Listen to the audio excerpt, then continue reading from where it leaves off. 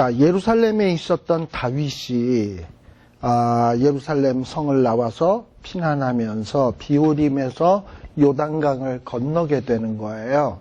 근데 이 요단강을 건넜다라는 게 무슨 얘기냐 하면은 우리가 그 가나안 정복 전쟁할 때 요단 동편에서 서편으로 이렇게 요단강을 건너서 가나안 땅으로 들어왔잖아요. 그리고 가나안 땅을 정복했잖아요.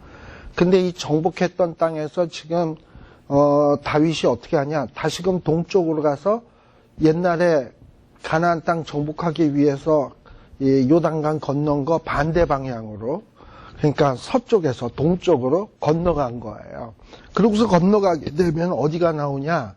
우리 요단 동편에서 땅을 분배받았던 르우벤, 므낫세, 갓지파의 땅 있죠? 바로 그쪽 지역이 길르앗 땅 뭐 이런데 바로 그쪽으로 가게 되는 거예요. 그래서 그쪽에 가게 되면 거기에 뭐가 있냐면 24절에 보면 마하나임이라는 곳이 있어요. 마하나임.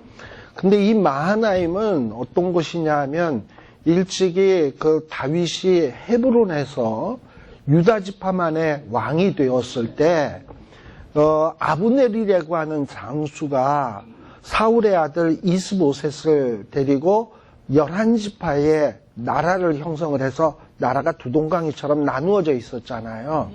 그때 이 사울의 아들 이스보셋과 아브넬이 도읍지로 삼았던 것이 마하나임이에요.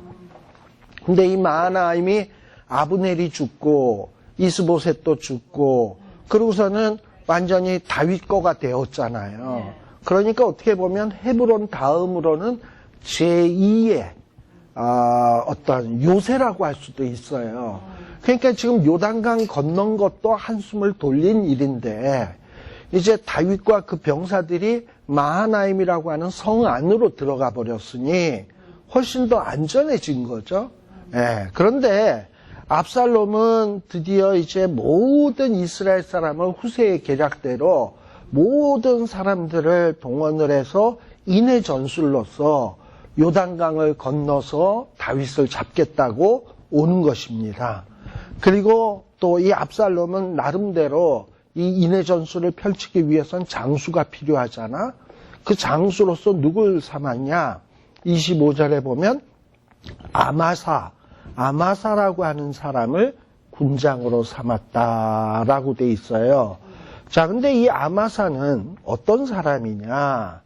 여기 보면 이드라라 하는 자의 아들이라고 돼 있고 또 이드라가 나하스의 딸 아비갈과 동침하여 저를 낳았으며 아비갈은 요압의 어미 수르야의 동생이었더라. 앞만 봐도 이게 뭔 얘기인지 하도 이렇게 족보가 복잡하게 돼 있어가지고 뭐 지금 그렇게 돼 있어요. 아무튼 이 아마사라고 하는 자는 아주 인데 끝에 보면 누구냐? 이 아마사의 어머니가 누구냐면 아비갈인데, 그쵸? 근데 아비갈은 요압의 어미 수르야의 동생이었다라고 돼 있죠? 그러면 최소한 요압하고 아마사는 어떤 지간입니까? 어떻게 보면은, 그러니까는, 아마사의 어머니는 수르야의 동생이고, 요압은 수르야의 아들이고, 그러니까는 엄마 자매랑 각각 아들이 하나는 요압, 하나는 이종사촌이에요. 그러니까 여자끼리 이렇게 형제인데 그 밑에서 낳은 아들인 거야, 요압하고. 그리고 또 요압하고 다윗도 어떤 사이입니까? 따지고 보면은 수르야가 누굽니까? 다윗의 어머니랑 자매라고 그랬잖아요. 그쵸? 어머니의 그 자매라고 얘기했었잖아요. 그러니 어떻게 보면 다윗하고 또 여기도 친척인 거야. 근데 아무튼 이런 아마사라고 하는 사람이 그러니까는 어떤 다윗하고도 친척지간이고 요압하고도 친척지간인데 여하한 지금은 누구 편에 있다? 압살롬 편에서 다윗을 죽이려고 하고 있다라는 얘기예요. 그쵸? 자, 그런데 그래서 26절에 이스라엘 무리와 압살롬이 어디에 진을 친다? 길르앗. 그래서 이 길르앗은 요단강 동편의 르우벤, 므낫세, 갓지파 거기 있는 땅이 길르앗이라 그랬어요. 그거보다 더 위가 바산이고 바로 이 길르앗이 전쟁터가 되게 된 겁니다. 자, 그런데 문제는 이제 뭐가 문제냐 하면은 26절에 보게 되면 이에 이스라엘 무리와 압살롬이 길르앗 땅에 진친이라. 분명히 25절에서는 압살롬이 아마사를 군대 장관으로 삼았는데 근데 26절에서는 아마사의 이름이 온데간데 없고 이스라엘 무리와 압살롬이 길르앗 땅에 진친이라 라고 돼 있어요. 이거는 무슨 얘기냐? 이 길르앗 땅에서 인해전술처럼 사용되는 그 해변에 모래같이 많은 병사들의 총사령관이 원래는 아마사인데 이 압살롬이 어떻다고요? 영웅심이 있다 그랬잖아. 아마사 너 좀 빠져. 이번 지휘는 내가 할게. 그러니까 앞에 나선 거예요. 그러니까 지금 이게 누구의 작전대로 되는 거냐 하면은 후세의 작전대로 지금 되고 있는 거예요. 근데 지금 이 상황이 어떤 상황이냐면 여기 보게 되면 지금 다윗은 어디에 있는 거냐면 마하나임이라고 하는 성 안에 있고 그리고 지금 압살롬은 예루살렘 성에서 나와가지고 지금 길르앗 평야에 있는 것 아닙니까? 누가 더 죽기 쉽습니까? 압살롬이 더 죽기 쉽게 된 거예요. 지금 상황이. 병사는 더 많은지 모르겠습니다만 그러니까 뭔가 지금 후세가 작전을 짠 대로 또박또박 되어져 가고 있는 거야. 그리고 또 27절에 다윗이 마하나임에 딱 이르렀을 때 이미 요단강 건너기 전에 비우림에서 굉장히 지쳐 있었죠. 그런데도 불구하고 압살롬이 쫓아온다 그러니까는 쉬지도 못하고 밤새도록 새벽까지 요단강을 건넜죠. 그리고 또 압살롬이 쫓아올까봐 열심히 마하나임까지 피신을 했겠죠. 얼마나 지쳤겠습니까? 지금 다윗과 그 병사들이요. 다행히 압살롬이 안 쫓아왔으니 망정이지. 그러니까 완전히 파김치가 되어 있을 그때에 또 이 다윗에게는 또 새로운 사람들이 등장을 하게 돼요. 그게 누구냐? 27절에 보면 라빠 사람 나하스의 아들 소비라는 사람, 그 다음에 로데발 사람 암미의 아들 마길이라는 사람, 소비, 마길, 그리고 또 로글림 길르앗 사람 바르실레. 이 세 사람이 뭘 갖고 왔냐면 지금 한참 지쳐있는 다윗과 그 부하들을 위해서 침상, 야전 침대, 그 다음에 대야. 이 대야란 뭐냐면 이제 야외에서 식사를 하려면 우리는 지금 파이어플레이스 갈비 구워 먹는 이런 거 있잖아요. 그런 거는 요즘은 가스통이 딱 있어가지고 합니다만 옛날에는 어떻게 합니까? 큰 대야 같은 거 위에다가 음식을 놓고 혹은 국을 놓고 밑에다가 장작대미 놓고 막 해서 끓여가지고 한 숟가락씩 이렇게 떠주는 거 있잖아요. 그 대야야. 무슨 세숫대야가 아니고 음식할 수 있는 그런 거야. 그런 어떤 대야.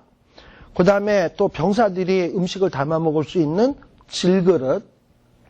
그 다음에 밀, 보리, 밀가루, 볶은 곡식, 콩, 팥, 볶은 노트, 꿀, 버터, 양, 치즈, 종류만 하더라도 무지 많죠. 그러니 이런 모든 것을 갖고 왔으니 얼마나 많이 갖고 왔겠습니까? 그죠? 이렇게 바리바리 싸들고 군수물자를 바리바리 싸들고 다윗을 찾아온 거예요. 그러니까 하나님이 뭐냐면 시험 당할 즈음에는 피할 길을 내사 하듯이 지금 다윗이 지쳐서 거의 쓰러져서 죽을 지경에 이르르니까 먹을 것도 없잖아요. 지금 마하나임에 왔다고 먹을 것이 기다리고 있나요? 그런데 하나님이 여기 소비라는 사람, 마길이라는 사람, 바르실레라는 사람의 마음속에 역사를 하신 거야. 근데 이 세 사람의 공통점이 다 뭐냐 하면 평소에 다윗이 이곳저곳 다니면서 이스라엘 사람들을 위해서 지켜주고 보호해주고 이런 전쟁들을 많이 했잖아요. 그러는 가운데 다윗에게 굉장히 감동을 받고 다윗의 그 신앙에 굉장히 고마움을 느꼈던 그런 사람들이에요. 근데 이런 사람들이 가만히 얘기를 들어보니까 지금 다윗이 그 자기 아들에게 쫓기고 있다. 죽임당할 위험에 처해 있다. 이렇게 되게 되니까 이거를 우리가 도와야지 누가 돕냐? 라는 마음이 들게 된 거예요. 그러니까 평소에 다윗이 쌓아놓은 덕이 있으니까 사람들이 고맙다라고 느끼고 있었는데 이것이 어떤 결정적인 때가 딱 되니까 하나님이 그들이 고맙다라는 마음속에 이럴 때 우리가 도와야지 누가 돕냐 이러고서는 확 나서게 된 거야. 그러니까 하나님이 하시는 일은 모든 일이 이미 이전에 다윗이 뭐 이렇게 덕을 쌓아놓은 것도 하나의 일이고 그때 고마움을 느꼈던 것도 일이고 그리고 지금 위기를 당해서 하나님이 그들의 마음속에 역사를 해가지고 모든 일이 합력되도록 하시는 거야. 그래서 다윗이 이길 수 있도록 지금 이렇게 역사하도록 지금 다윗에게 그 하나님의 뜻을 이루도록 역사하고 있다라는 거예요. 그래서 우리가 하나님의 사랑하는 자고 우리가 하나님의 약속을 받은 자고 하나님이 우리를 지키시기로 작정을 했으면 우리에게 일어나는 일은 결코 우연이 아니다. 내가 평소에 만나는 사람, 이야기하는 사람, 그리고 이렇게 같이 성경 공부하는 사람, 이런 사람들이 나중에 나에게 어떤 도움을 줄지, 또는 나에게 어떤 그 결정적인, 정말 그 조력이 될지, 이건 아무도 모르는 거예요. 하나님이 역사하시는 일이에요. 그래서, 우리가, 하나님이 이렇게 역사하시는구나. 근데 이런 거를 압살롬이가 생각이나 했겠습니까? 다윗이 피했을 때 이렇게 다윗을 도와줄 조력군이 나타날 것이다. 생각도 못 했겠지. 만일 이런 거 생각을 했다면 쳐들어오면 안 되지. 그렇잖아요? 그러니까 될 사람은 하나님이 이렇게 밀어주시고 안 될 놈은 자꾸 판단 미스를 하게 하시고 그리고 진짜 필요한 사람은 버리고 불필요한 사람은 이용해서 쓰고 이렇게 된다니까요. 예. 그래서 망하는 길로 가고 안 되는 사람은 망하는 것 같은데 안 망하고 이렇게 되는 일들이 있다라는 거예요. 그래서 여러분들도 인생의 길에서 여러분들이 만났던 사람들을 가만 한번 생각해봐. 그러면은 그때 그 사람을 만나서 그때 그 위기를 넘길 수 있었지. 그 사람이 없었더라면 그때 그 일이 어떻게 해결됐을까? 그거 진짜 하나님이 만나게 해주신 거로구나. 라는 사람들이 있을 거라고요. 그리고 그때 내 비즈니스 그 사람이 있어서 내가 그 아이디어를 얻게 되고 그거 했더니 요렇게 내가 그래도 미국에 와서 먹고 살 수 있었구나. 라는 뭐 이런 것들이 있을 거라고요. 그게 다 뭐냐? 우연히 일어난 게 아니고 하나님이 사랑하는 자 그 뜻대로 부르심을 입은 자들에게는 그런 모든 일들이 나한테 조각조각 모아져 가지고 우리를 이렇게 선한 대로 이끌어 가시는 거야.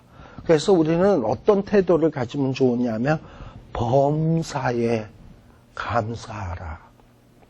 범사에 감사하면 하나님이 딱 보시고 네가 제대로 파악을 했구나. 그래 너한테는 복을 더 줘도 되겠구나. 이렇게 되는 것이고 뭐 하나님이 도와줬는데도 이거 뭐 우연히 된 것이 뭐 하나님이 해주긴 쥐뿔 뭐 이러고서는 맨날 이런 식으로 나가면 준 것도 빼앗는다니까. 그렇잖아요? 네. 자, 그래서 이렇게 세 사람들이 찾아와 가지고 이 다윗과 그와 함께한 백성을 막 먹게 한 거야. 근데 이게 뭐라고요? 이는 저희 생각에 백성이 들에서 시장하고 곤하고 목마르겠다 함이라 라는 이런 생각이 들게 된 거예요. 근데 이 생각을 들게 하신 분이 누구냐 말이지. 하나님이다 라는 거예요.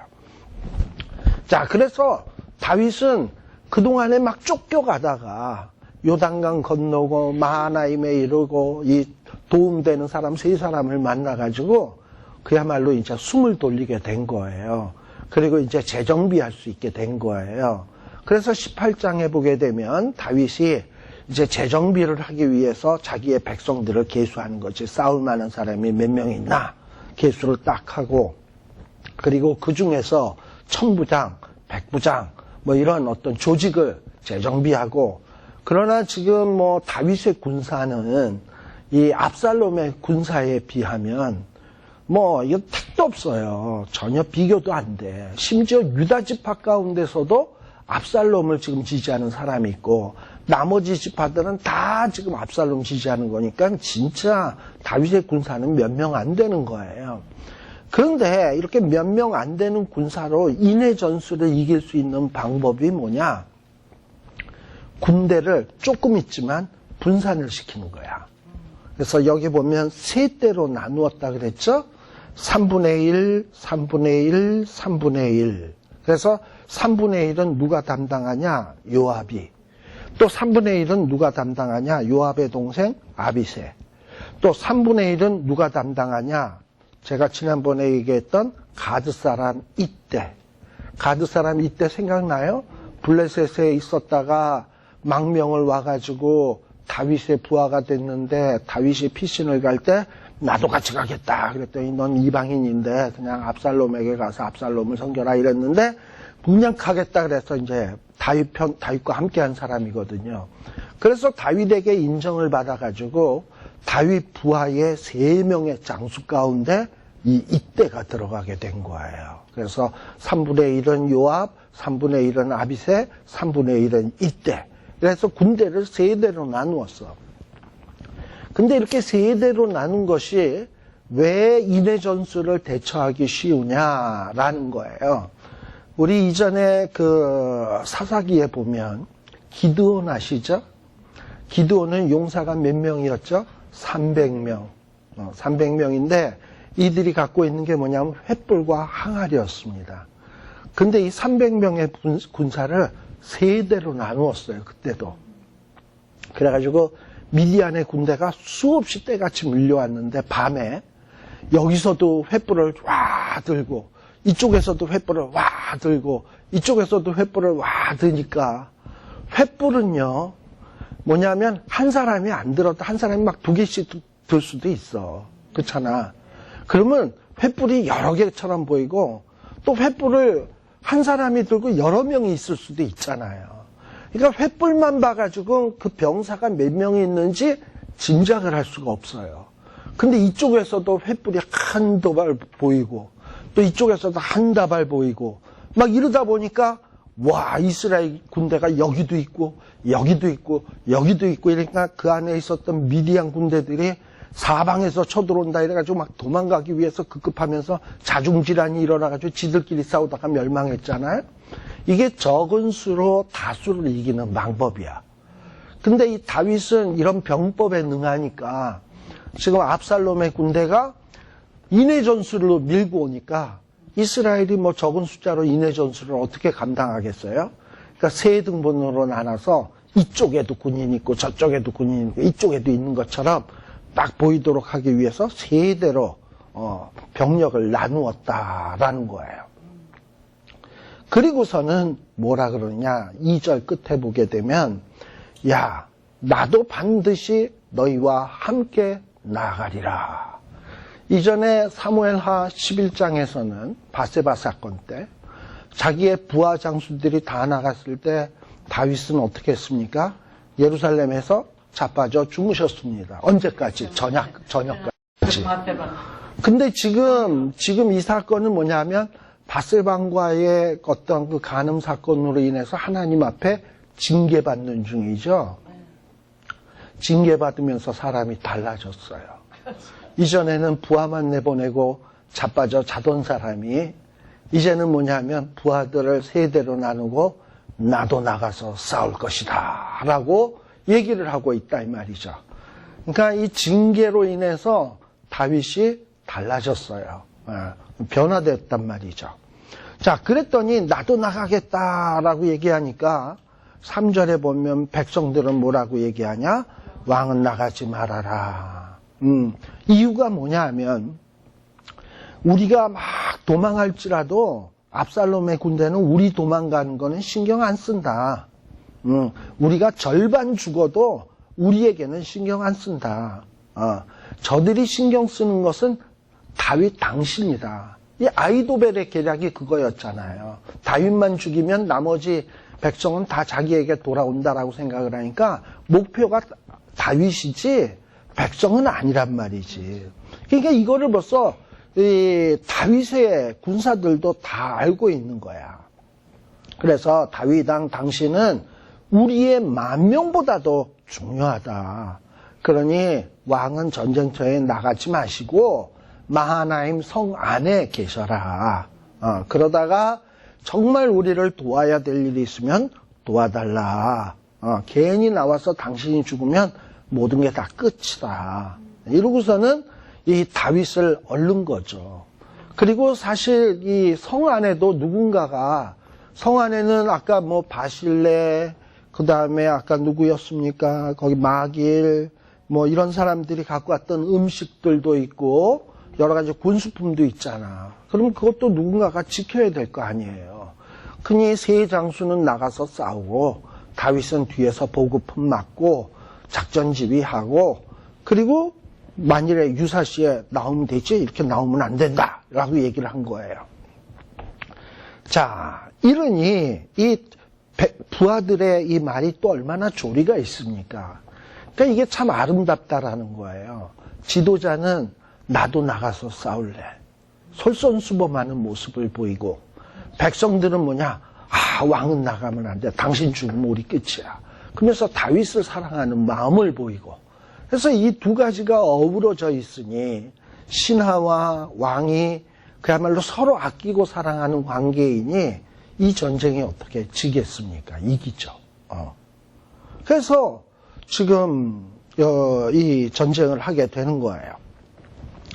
자, 그런데 5절에 보게 되면 이 요압과 아비새 이때 이 세 장군에게 다윗이 특별 명령을 합니다.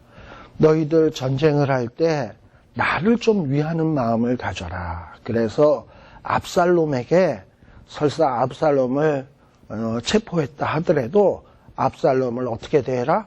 너그럽게 대해라. 그러면서 이 너그럽게 대하는 이유가 뭐냐면 나를 위해서 그래달라라고 얘기하고 있는 거예요. 근데 여기서 다윗은 압살롬을 뭐라고 얘기를 하고 있냐면 소년이라고 얘기를 하고 있어요. 나중에 보면 알겠습니다만 압살롬은 이미 세 자식이 있었던 사람이야. 근데 소년은 무슨 소년? 세 자식이나 있는데. 근데 다윗이 볼 때는 이 압살롬이가 하는 짓이 철없고 애 같다라는 거죠. 지 아버지를 죽이겠다고 지금 달겨들긴 하지만 이 아버지의 정으로 이 압살롬을 볼 땐 저것이 못 몰라서 저러지, 철없어서 저러지. 그래서 이 압살롬을 뭐라고 표현하냐? 소년이다. 그러니 너희 장수들이 압살롬을 무조건 죽이지 말고 제가 철없어서 저러는 거니까 나를 위해서 너그럽게 대접을 좀 해줘라 라는 거예요. 근데 또 이 말 속에는 어떤 뜻도 있냐면 이미 다윗은 자기가 마치 전쟁에 이길 것이냐 뭐 전혀 진다라는 걸 의심하고 있지 않아요. 지가 지는데 너그럽게 대해라라는 말이 나오겠어요? 누구를? 이긴다는 얘기 아닙니까? 그러니까 다윗은 마음속에 어떤 믿음이 있냐면은 저 압살롬 지금 나를 대적하고 있지만 이건 내가 지은 죄값 때문이고 어쨌든 하나님은 내 집을 견고하게 해주신다고 했고 징계하지만 망하지 않겠다고 했으니까 나는 이 전쟁에 절대 질 수 없다라는 걸 아는 거예요. 또 지금 되어지는 일들을 보니까 이기는 걸 확신한 거야. 왜? 후세가 그야말로 아이도벨의 모략을 파했지요. 그리고 요단강 건너는 것도 보통 일이 아니었는데 밤새도록 새벽까지 무사히 건넜지요. 그리고 마하나임 성으로 무사히 왔는데 또 거기에 보니까 원족은 세 사람이 와서 뭐 음식 같은 거 쫙 갖고 오죠.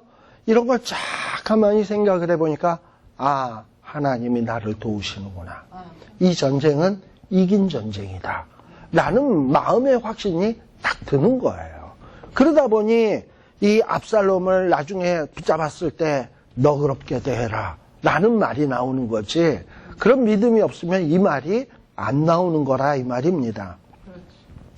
자, 그래서 근데 이렇게 3명의 장수에게 다윗이 특별 명령을 할 때에 그 옆에 있었던 그 장군 옆에 있었던 병사들, 백성들도 다윗이 압살롬을 너그럽게 대하라 라는 말을 다 들은 거예요. 물론 자기네들에게 직접 한 얘기가 아니고 장수에게 한 얘기지만 뭐 다윗이 얘기하는 소리가 들리니까 들은 거죠. 자, 그러고선 어쨌든 전쟁이 벌어졌습니다. 그래서 이 다윗의 백성들하고 이스라엘 백성들이 이제 전쟁이 벌어졌는데, 특별히 거기 보면 에브라임 수풀에서 싸웠다라고 돼 있어요. 이 에브라임 수풀은 늪도 많고 골짜기도 많고 절벽도 많은 그런 곳이에요.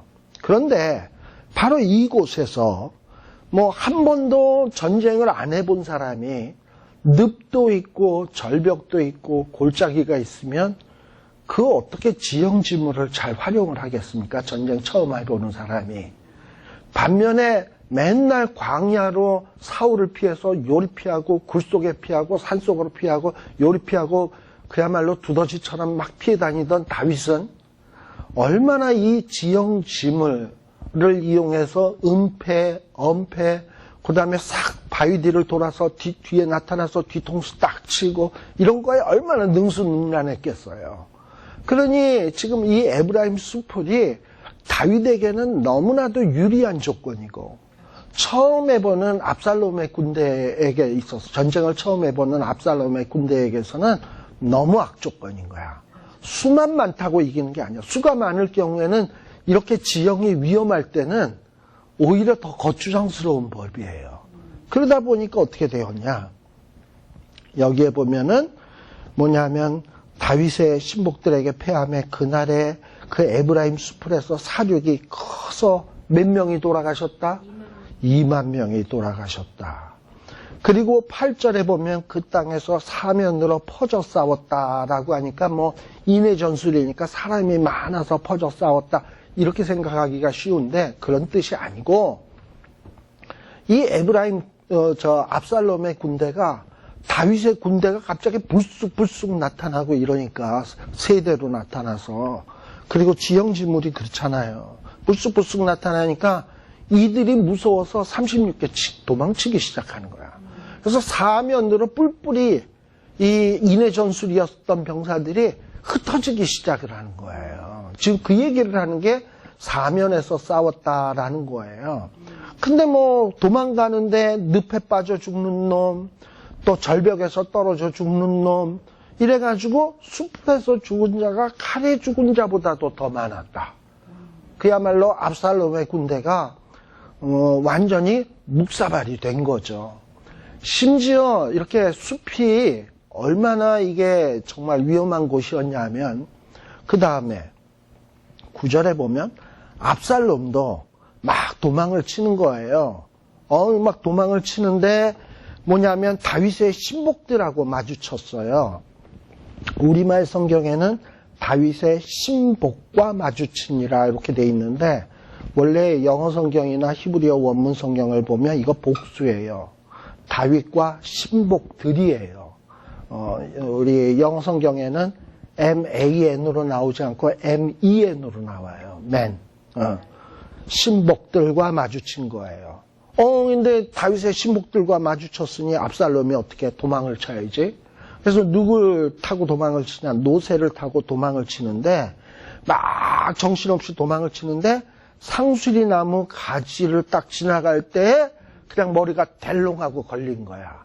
우리가 이미 알다시피 압살롬은 머리털이 길다 그랬잖아요. 근데 그 머리털이 노새를 타고 가니까 펄럭펄럭 하다가 나뭇가지에 턱 걸린 거야. 이게 뺄래는데 안 빠지고, 노새는 막 가다가 턱 걸리니까 압살롬은 여기 있고 노새는 계속 달리던 관성을 이용해서 딱 나가니까 압살롬은 나무 위에 대롱대롱 달리게 된 거고 노새는 가버린 거야. 그만큼 산이 나무가 울창하고 이러니까 이게 걸린 거겠죠. 그리고 막 빨리 달리다 보니까 이게 걸린 거예요. 그만큼 험한 곳이 에브라임 여기에 수풀이었다라는 거예요. 그래서 공중에 대롱대롱 달리고 노새는 아래로 샥 도망가 버렸어요. 그랬더니 이제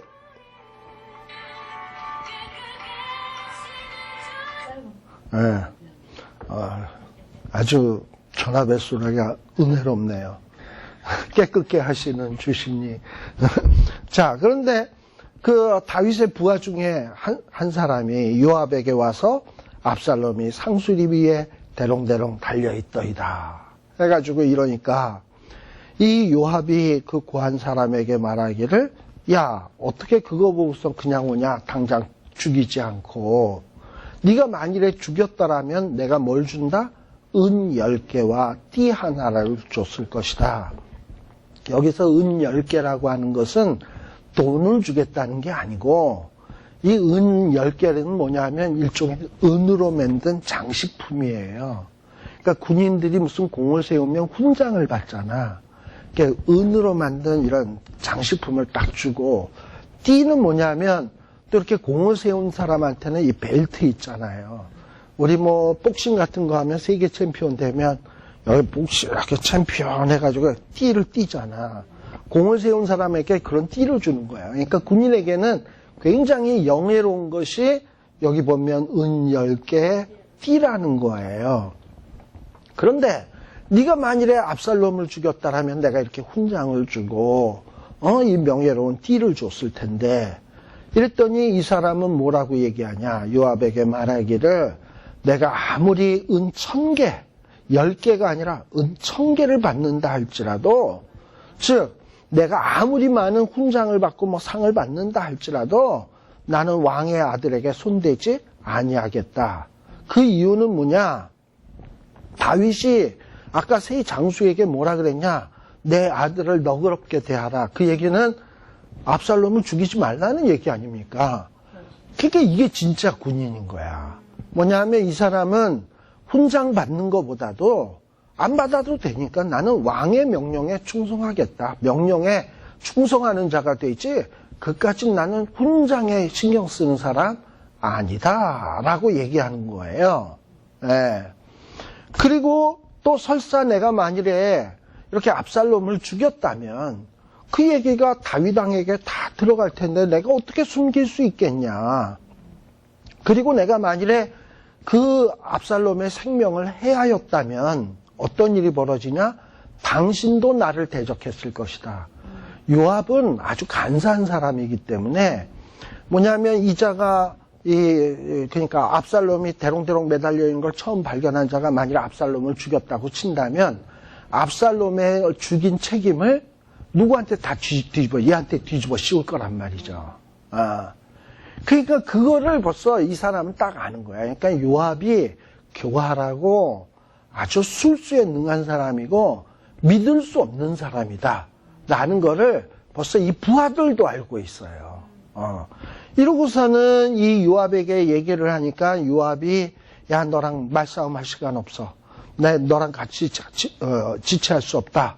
이러고서는 창 3개를 가지고 가서 상수리 나무 있는 데 가가지고 압살롬의 심장을 가서 콱 찌르는 거예요. 생각해 보세요. 이 요압이 어떤 사람이었나? 압살롬이 그수랑 달메라고 하는 외갓집으로 도망가 있을 때, 어쨌든 요압은 다윗이 죽으면 압살롬이 왕이 될 거라는 거를 이미 알고 있었던 사람이잖아. 그러니까는 어차피 다윗은 늙어서 죽을 거고 그 다음에 압살롬이가 왕이 될 텐데, 그러기 위해서는 압살롬과의 관계를 좋게 맺어야 되겠다 생각을 해가지고 어느 지혜로운 여인을 꼬셔가지고 다윗 왕에게 보내서 저 압살롬을 빨리 데리고 와야 되지 않냐? 왜 왕이 압살롬을 용서 못하고 그렇게 쪼잔하게 그러냐? 해가지고 압살롬을 다윗에게로 데리고 온 장본인 아닙니까? 그러니까 어떻게 보면 압살롬 편에 서서 일했던 사람 아닙니까? 그랬던 자가 지금 압살롬이가 머리가 대롱대롱 매달려 있고 아직 죽지는 않았잖아요. 눈을 뻘쩍 뜨고 있는데 압살롬 앞에 와서 내가 그때는 너를 도왔는지 모르지만 너는 이제 다윗에게 반기를 들었으니 왕 못 돼. 그러니 넌 더 이상 필요 없어. 가거라. 하고선 심장에다가 3개 갖고 간 창을 푹 찔러 넣는 자가 누구냐면 요압이에요. 그러니까 이 요압이라고 하는 자가 얼마나 비열하고 자기의 출세, 자기의 유익을 위해서라면 무슨 짓이든지 하는 사람이에요. 또 이 요압이 이전에도 아브넬이라고 하는 그 이스봇에서 왕으로 세웠던 자도 성 안으로 데리고 와서 다윗이 부른다고 거짓말 쳐놓고선 데리고 와서 으쓱한 데 데리고 가서 아비새와 함께 칼로 또 푹 죽였던 자 아닙니까? 바로 이 요압이 이런 사람이다라는 거예요. 자, 그래서 이렇게 요압이 압살롬을 창을 가지고 압살롬의 심장을 찔렀어요. 그러니까 즉사한 것 같지는 않아. 그랬더니 이 요압의 옆에 있었던 병사들 10명이 압살롬을 에워싸고 쳐 죽였다라는 거예요. 마치 이런 거 있죠. 짐승들이 보면은 어미 사자가 어떤 소나 양 같은 거를 확 잡아서 이미 치명상을 줬어. 얘는 이제 더 이상 도망 못 가. 근데 이제 자기 새끼 사자들한테 사냥을 가르치기 위해서 그 아직도 살아있는 놈을 새끼 사자들한테 툭 던져줘. 그러면 이 새끼 사자들이 그 아직 거의 죽어가는 거는 사냥하기가 얼마나 쉽겠어요. 그냥 가서 뜯어먹고 이러듯이 요압이 가서 심장을 콕 찌르고 나머지 저 병사들한테 니들 알아서 해. 그랬더니 압살롬을 그냥 쳐 죽였다 이 말이죠. 그러니까 이렇게 압살롬이 죽음이 얼마나 비참합니까? 그러나 이 압살롬의 죽음은 그 죄값을 받는 거다. 왜냐? 불효죄, 반역죄, 여호와의 기름 부음 받은 자를 죽이려고 한 죄. 아까 제가 죄목도 쭉 얘기했잖아요.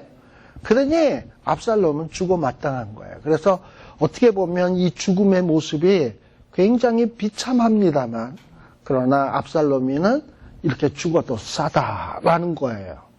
특별히 여기에 보면 이제 압살롬을 쳐 죽였어요. 그리고 또 압살롬의 죽음에 대해서 좀 생각해 볼 게 뭐냐면, 그 압살롬이 노새를 탔다라는 거. 그 다음에 압살롬의 머리털. 자, 이 압살롬은 이 머리털이 자기의 자랑 가운데 하나였어요. 압살롬이 굉장히 잘생긴 데다가 이 머리털이 이러니까 사람들이 그 힘과 이 생명력을 상징한다 그랬잖아요. 그러니까 압살롬은 내가 이렇게 건강하고 힘도 있어 하고 과시하는 용이 머리털이었어요. 근데 이 인간이 머리 때문에 죽은 거야. 아시겠죠? 또 하나는 이자가 노새를 탔어요.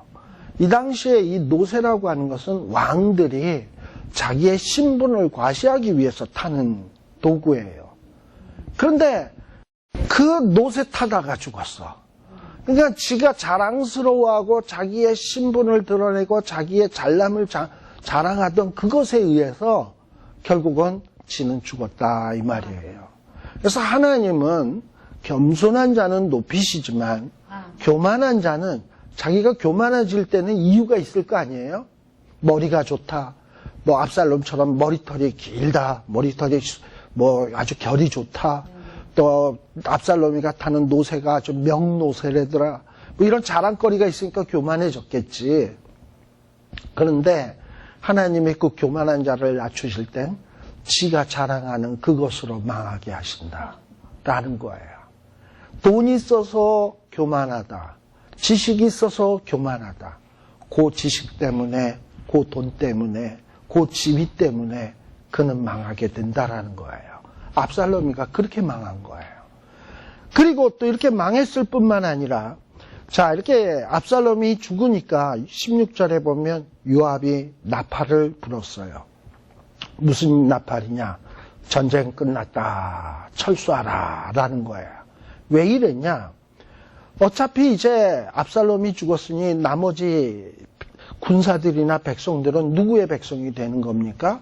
다윗의 백성이 되는 건데 서로 죽이고 해서 병력 낭비할 필요 모이냐는 거지. 그래서 싸움을 그치게 하고 그리고 이스라엘을 더 이상 따르지 아니하고 돌아왔다라는 거예요. 그런데 이 압살롬의 시신을 어디에다 던졌냐? 숲풀 가운데다가 큰 구멍에다 던지고 그 위에 심히 큰 돌무더기를 만들었다라고 되어 있습니다. 자, 이렇게 돌무더기를 만든 이유가 무엇인가? 우리 레위기에 보게 되면 말이죠. 그 부모님에게 말 안 듣고 패역한 자식이 있잖아요. 신명기네. 신명기 21장 21절에 보시게 되면 신명기 21장 21절 잠깐 한번 볼까요?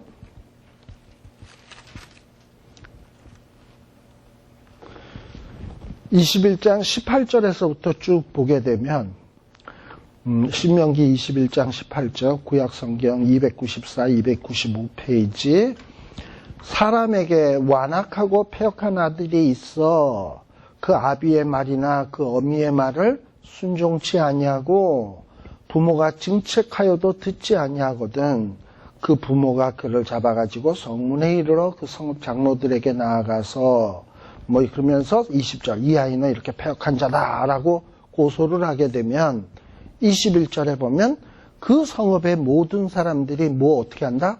그 패역한 아들을 돌로 쳐 죽일지니 이같이 내가 너희 중에 악을 제하라. 그리하면 온 이스라엘이 듣고 두려워하리라.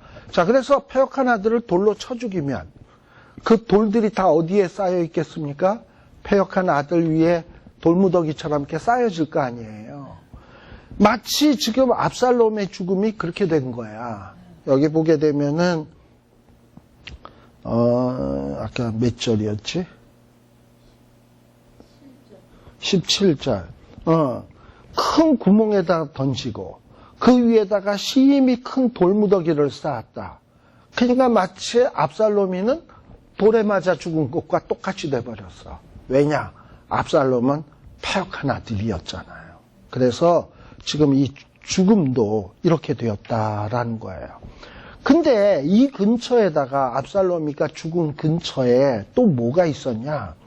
압살롬이 살아있을 때 자기를 위해서 한 비석을 세웠어요. 왜 비석을 세웠냐? 자기 밑에 자식들이 있었는데 이 자식들이 다 일찍 죽은 것 같아. 그래서 자기의 이름을 전해줄 아들이 없음을 한탄하고서는 자기가 자기 이름을 남기기 위해서 비석을 하나 세웠는데 바로 그 자리가 자기의 묘자리가 돼버린 거예요. 그러니까 기념비가 있는 자리가 자기의 묘자리가 되었다라는 겁니다. 그러니 참 하나님은 행한 대로 보응하시는 하나님이구나. 율법에 패역한 아들은 돌로 쳐 죽이라고 했는데 다윗이 어떻게 하다 보니까 딱 그렇게 된 것은 하나님이 말씀을 1.1획이라도 땅에 떨어지지 아니한다 했는데 이렇게 하나님의 말씀대로 이루어지게 하는구나 라는 것을 우리가 볼 수 있습니다. 자, 그리고 그 다음에 19절에서부터는 이제 이야기가 좀 달라졌어요. 뭐냐?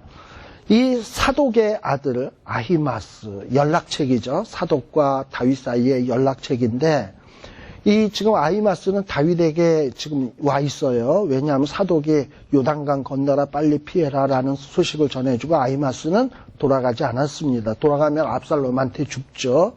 그런데 이 아히마스가 뭐라 그러냐? 압살롬이 죽었고 전쟁 끝났는데 내가 빨리 돌아가서 다윗에게 가서 여호와께서 왕의 원수 갚아주신 소식을 전하게 해달라 하고 이제 이야기를 하니 그 직속 상관이었던 요압이 뭐라 그러냐? 너는 그 소식을 전하는 자가 되지 말아라. 다른 날에 전할 것이니라 라고 얘기를 해요. 왜 이렇게 요압이 이런 태도를 보이냐? 아마도 아히마스가 뛰어난 병사고 뛰어난 사람이라는 것을 아니까 괜히 이 아히마스를 다윗한테 밉보이지 않기 위해서 이렇게 얘기한 것 같아요. 왜냐하면 가서 당신 아들 죽었다 라고 얘기를 하면 슬픈 소식을 전하는 거고 나쁜 소식을 전하면 다윗 왕이 아히마스를 좋게 생각하겠어요? 그러니까 이런 되도록 나쁜 소식은 너는 전하지 말라라는 거예요. 그리고 대신 누구에게 전하라고 했냐? 21절. 구스 사람. 구스 사람이면 이건 이방인이죠. 이방인인데 아마 다윗의 용병처럼 들어온 사람이었던 것 같아요. 야, 이런 나쁜 소식 전하는 건 누구 시켜라? 이방인이 시켜라. 네가 하지 마라. 그럼에도 불구하고 22절에 보면 사독의 아들 아히마스는 무슨 얘기를 하냐?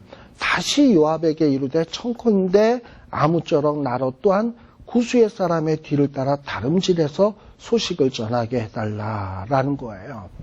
그랬더니 요압은 뭐라 그러냐면, 야, 너 왜 네가 자꾸 가서 전하려고 하냐? 네가 암만 그거 전해봐야 너 상 못 받아. 그건 좋은 소식이 아니니까.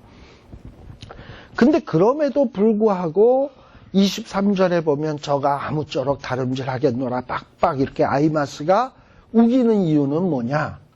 이 아히마스는 참 충신이에요. 그러다 보니까는 압살롬이 죽은 이 사실이 너무 슬픈 소식이잖아요. 근데 이거를 자기가 어떻게 해서든지 다윗이 상처 안 입고, 그리고 좀 슬픔이 좀 경감될 수 있도록 나를 이렇게 잘해보겠다라는 욕심에서 지금 이러고 우긴 거야. 그러나 요압은 뭐냐면 굉장히 이 사람은 정치적인 거야. 다윗의 마음은 고려 안 해. 아주 계산적인 사람이에요. 자, 이런데 이렇게 아히마스가 굳고 그러겠다고 그러니까 뭐라 그러냐? 가라 그러면. 가라. 네가 가서 전해라. 그랬더니 아히마스는 어디로 다름질을 했다? 들길로 다름질을 했다. 이미 구스 사람이 소식을 전하러 이미 출발을 했어요. 그러나 이 아히마스는 이 들길, 빠른 길로 다름질을 해가지고 구스 사람보다 앞질러 가지고 가게 됐다라는 거예요. 어떻게 해서든지 다윗의 마음을 슬픔을 덜하게 해줘야 되겠다라는 이런 생각이었습니다. 자, 그 다음에 이제 24절에서부터 나오는 내용은 뭐냐? 이제 다윗의 군사들이 있는 마하나임 성이겠죠. 자, 파수꾼이 이렇게 바라다 보니까 누가 막 달려와. 그래서 이 파수꾼이 25절, 파수꾼이 외쳐서 왕에게 구하되, 왕이여, 누가 막 옵니다. 이거 어떡할까요? 그랬더니, 야, 혼자냐, 여럿이냐? 라고 물으니까, 혼자입니다. 그러면 혼자면은 그 자에게는 좋은 소식이 있을 거다라고 얘기를 하는 거예요. 이거는 다윗이 여러 번 전쟁을 수없이 많이 치러본 경험에서 나오는 소리입니다. 보통 전쟁터에서 여러 사람들이 온다라는 것은 무슨 얘기냐? 전쟁에 져가지고 도망쳐가지고 오는 거야. 근데 혼자서 온다. 이거는 전령이 오는 거야. 그러니까 뭔가 전령도 전쟁에서 지고 있으면 안 와.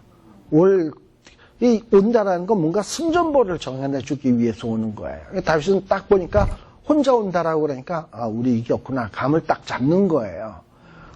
그런데 또 보니까는 한 사람이 또 온다는 거야. 아, 그도 소식을 갖고 오는 거다. 근데 이 두 사람이 누굽니까? 하나는 아히마스, 하나는 구스겠죠. 누가 먼저 왔습니까? 27절에 보면 사독의 아들 아히마스가 오는데, 이 아히마스가 얼마나 날래고 이 달리기가 빠르냐면, 아히마스가 뛰는 모습을 보면 사람들은 저거 아히마스다라는 것을 알 정도야. 근데 이 아히마스가 막 혼자서 달려오니, 아, 저자는 좋은 소식을 가지고 온다. 이러고서는 아히마스가 드디어 왕에게 오게 되죠. 그래서 왕에게 평강하옵소서 28절, 그리고 얼굴을 절하고 왕의 하나님 여호와를 찬양하리로소이다. 이러면서 첫 마디로 무슨 얘기를 하냐? 하나님 찬양을 얘기했지 압살롬 죽었나이다. 뭐 이런 얘기 안 했어요. 그 다음에 그 손을 들어 내 주 왕을 대적하는 자들을 붙여주셨나이다. 그러면서 압살롬의 얘기를 되도록 안 꺼내고 있습니다. 그런데 29절에 왕이 가로되 소년 압살롬이 잘 있느냐?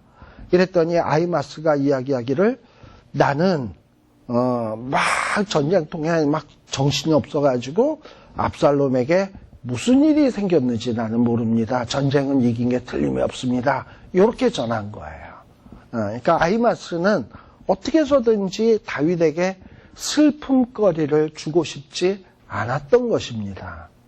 자, 그런데 이제 구스 사람이 또 왔죠.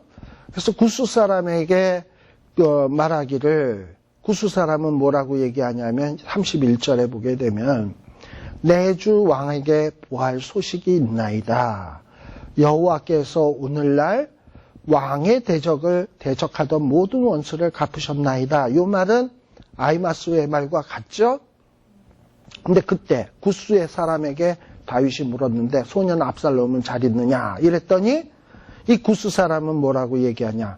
원수와 일어나서 왕을 대적하는 자들은 다 그 소년같이 되기를 원하나이다. 그 소년이 뭐였습니까? 누구 한 놈이 와서 염통을 팍 찌르고 10명이 와서 쳐 죽이고 그리고 그 위에다가 돌무더기 쌓았는데 왕을 대적하는 자가 그렇게 되기를 원합니다. 이 얘기 아닙니까? 그죠? 그러니 이 얘기를 들은 다윗의 마음이 얼마나 억장이 무너지겠습니까? 그래서 이 다윗은 거기 보면 뭐라고 돼 있냐면 33절에 뭐 보면 마음이 심히 아파 문으로 올라가서 우니라. 여기 올라가서라는 말도 원어의 뜻에는 뭐냐면 뭐 이렇게 계단을 올라갔다라는 뜻이 아니고 그냥 뭐 안절부절 못하고 왔다 갔다 하는 이런 얘기예요. 그러면서 왔다 갔다 하면서 뭐라고 얘기하냐? 압살롬아, 내 아들 압살롬아. 이러고서는 우는 거예요.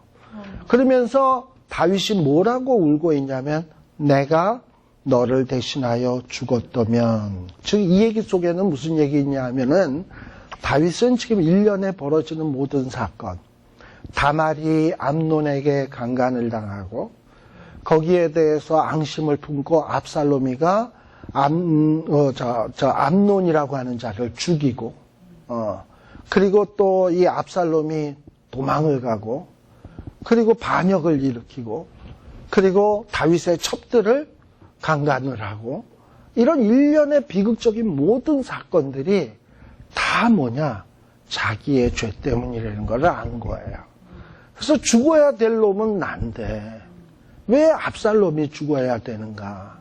즉 하나님 앞에서 어떻게 보면 통회하는 심정으로 압살롬 죽은 것에 대해서는 정말 안타깝지만 사실 죽어야 될 자는 난데 왜 하나님이 압살롬을 죽이셨을까? 근데 압살롬도 죽어 마땅하죠, 사실은. 그죠?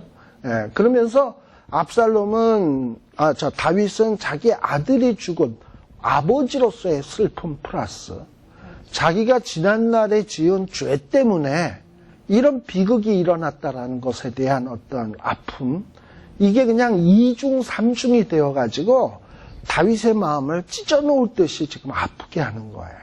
그래서 단순히 압살로마가 아니라 이 안에는 깊은 탄식과 회개와 또는 압살롬을 향한 사랑과 안타까움이 다 묻어져 있는 말이라는 겁니다. 근데 이런 뼈아픈 아픔들을 통해서 다윗은 어떻게 돼가냐? 점점 하나님의 마음에 합한 자로 성화되어져 간다라는 거예요. 다윗이 괜히 하나님의 마음에 합한 자가 아니고 이 합한 자가 하나님의 마음에 합한 자가 되기 위해서는 다윗에게 얼마나 처절히 많은 아픔이 있었는지 모릅니다. 그러나 이런 아픔들을 겪으면서 다윗은 하나님의 마음에 합한 자로 변화되어져 간다라는 것을 생각하시고 설사 우리에게 인생에 아픔이 있어도 너무 낙심하지 마세요. 우리 하나님께서 우리를 하나님의 마음에 합한 자로 만드시기 위해서 때로는 나에게 고통을 주시고 어려움을 주시고 그러나 분명한 사실은 하나님을 사랑하는 자, 그 뜻대로 부르심을 입은 자들에게는 모든 일이 합력하여 선을 이룬다라는 믿음을 잃지 않으시면 되겠습니다. 기도하겠습니다. 하나님 아버지 감사합니다. 정말 다윗의 뼈아픈 이런 어떤 경험들을 통해서 다윗에게 깊은 깨달음을 주시고 다윗을 점점 더 성화시켜 가시는 하나님의 손길들을 말씀을 통해서 살피었습니다. 하나님, 이러한 말씀의 내용들을 우리 마음판에 새기게 하여 주시고, 우리에게도 힘들 때마다, 어려울 때마다, 고통의 순간이 찾아올 때마다 이 말씀 생각나게 하시고, 그래서 하나님의 약속을 믿게 하여 주시며, 조급증 내지 말게 하여 주시고, 끝까지 인내하며 믿음으로 나아가 정말 승리하는 모습을 보일 수 있는 저희들이 되게 하여 주시옵소서. 예수님 이름으로 기도드리옵나이다. 아멘. 마치겠습니다.